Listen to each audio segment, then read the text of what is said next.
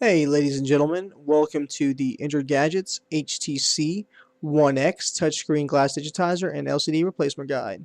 First thing you want to do is take your SIM ejector tool, go ahead and remove the SIM card tray and the SIM card if necessary. Once that is complete, you can go ahead and try and separate the front screen glass from the housing. You want to use a safe open pry tool, a guitar pick, and a spudger most likely.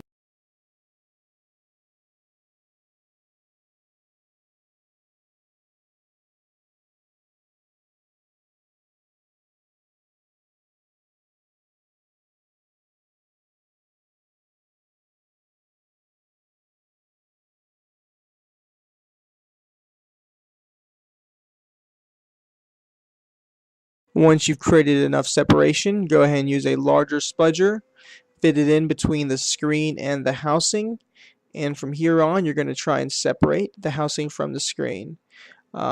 With that gap created, you're now going to take your little guitar pick and run it along each of the sides of the screen and glass. This will separate the clips holding your frame to the actual touchscreen glass.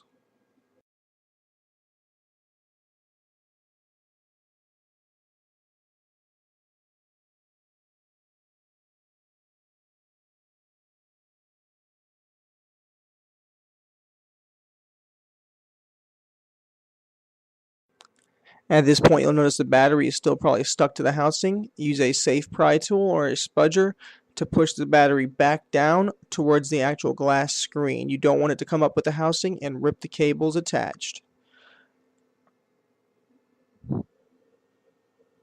Please note, sometimes your volume buttons as well as power button will come out of the housing. You want to make sure not to lose those because you will need to put them back in later. With the back housing removed, go ahead and use your spudger and disconnect the digitizer cable on the right hand side as well as this cable shown right here. You will also want to go ahead and safely pull up the power flex. Be very careful with this. There might be some adhesive under it. You don't want to rip this cable. These are very expensive cables, so be very careful with that.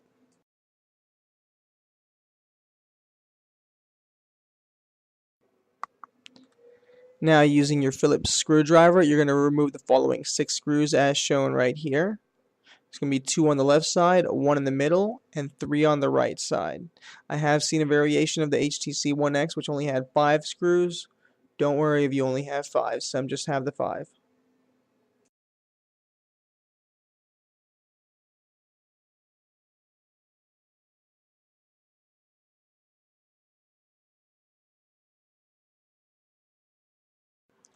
With these screws removed, you can go ahead and disconnect the LCD flex cable from the phone.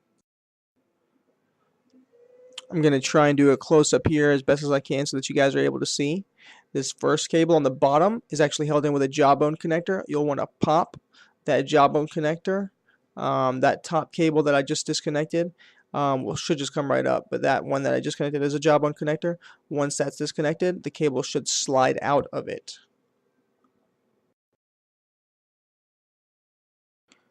With those cables removed, your board on your phone should safely come out from the housing.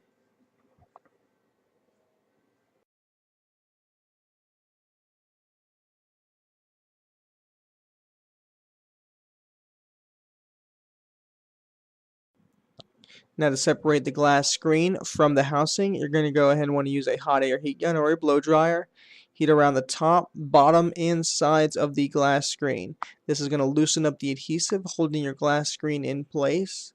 Once adequate heat has been applied, you can go ahead and use a safe open pry tool, a spudger, or a guitar pick to safely separate the glass from the housing, as shown right here.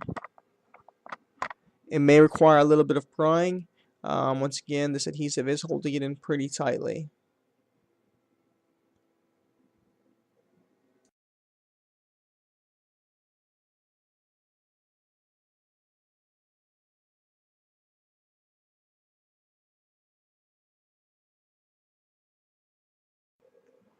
These little black strips of adhesive are actually placed there by us as a temporary solution before we did the full repair on this. When we reapply this and show you how to put it back together, we're going to show you a full repair guide. The adhesive shown right here is some of the adhesive we use, and it works really nice around the sides because it is so little. It's about 2 millimeters wide.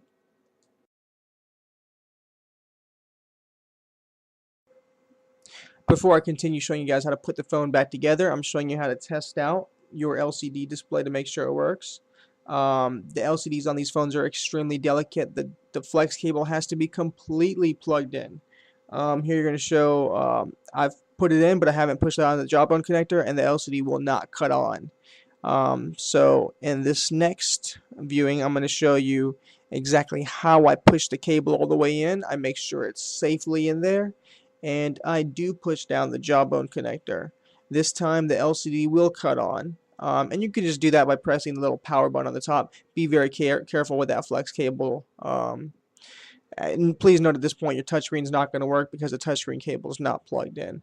So that's a great way to test your screen out, by the way. Before placing your glass screen and digitizer down, I do recommend putting adhesive down the right, left, top, and bottom sides of the frame. Now go ahead and put your touchscreen glass digitizer in. You'll see the slot of the back housing I put it in. You'll want to put it on that far left back housing side. That's going to be the cable that controls your touchscreen. And then your LCD goes through this little bottom slot right here as shown. You want to make sure these go all the way through. Don't tug on them too hard. You could rip the cables or just mess up the actual part. So be very careful during this process. But like I said, make sure that they're all the way through. Once you've made sure of that, go ahead and push down your glass against the housing, making sure it's nice, flush, seated correctly, and has a good tight fit.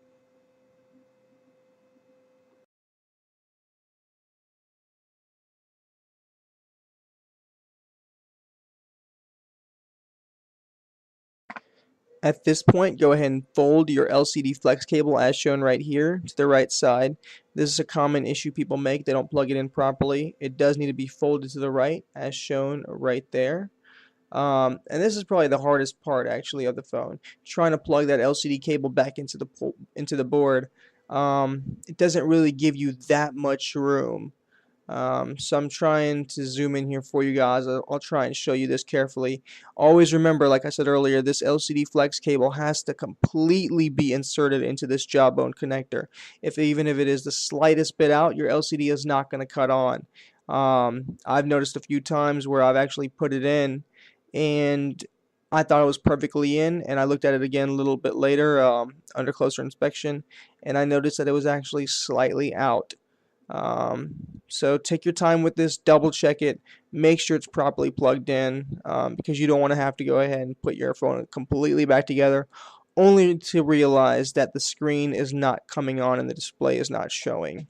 So I'll not fast forward through this. I'll show you guys the truth and how long it takes. It's not gonna be fast forwarded or anything like that. You can just watch me attempt to put this in. It does take a few moments. Sometimes you might get it immediately. Sometimes it might take 5 minutes to get it in. But that's pretty much how it's done. Make sure that jawbone connector holds it tightly in there. And then once that's in, you also have to plug that other cable that goes above the LCD cable in. I prefer to use a pair of tweezers for this, just because it is a little difficult to fit your fingernails or your fingers under there. So you can use a pair of tweezers or whatever it is to try and get under there to plug it in properly.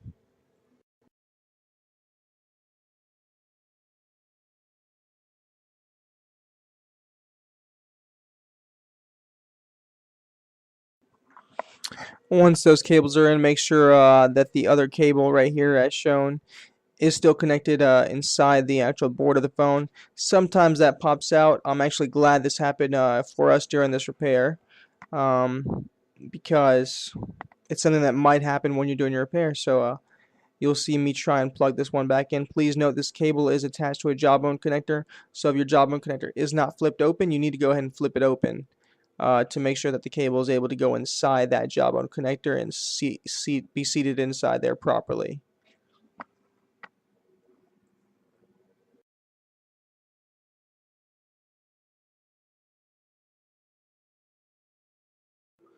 Once that is in, go ahead and lay your battery back down.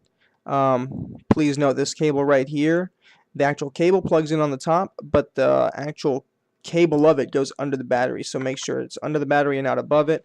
Otherwise, you won't be able to close your housing properly. At this point, I like to go ahead and put the screws back in so that the board is held down properly and doesn't really move anywhere.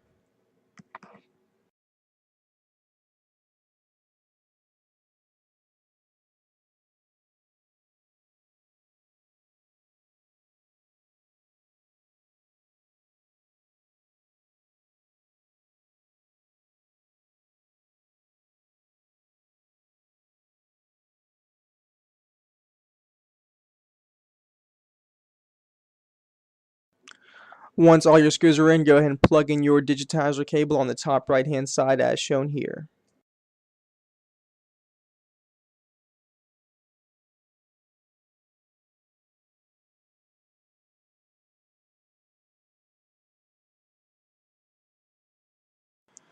At this point, if you want, you can go ahead and power on your phone. My phone was actually already powered on, so I was able to just press the power button.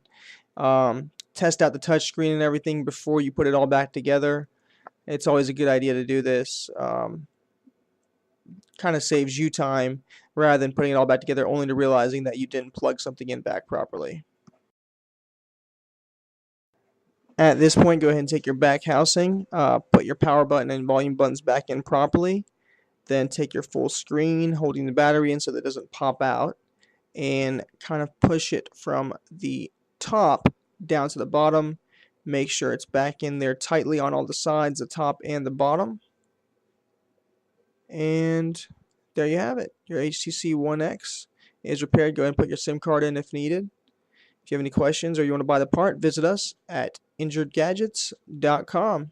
Thank you.